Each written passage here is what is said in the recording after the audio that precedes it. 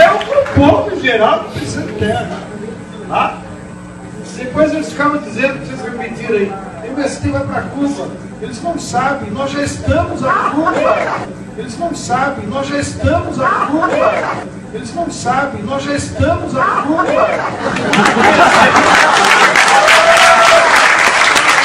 Mas a nossa burguesia tem raiva de pobre, tem raiva de preto, tem raiva de tudo, porque ela ainda não saiu da Casa Grande.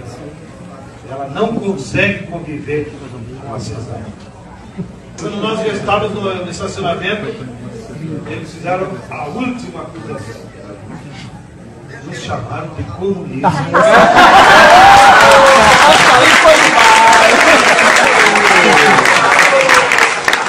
Mas eles não sabem o que é ser comunista. Só sabem o que é ser egoísta, ser individualista, ser explorador, ser capitalista, né?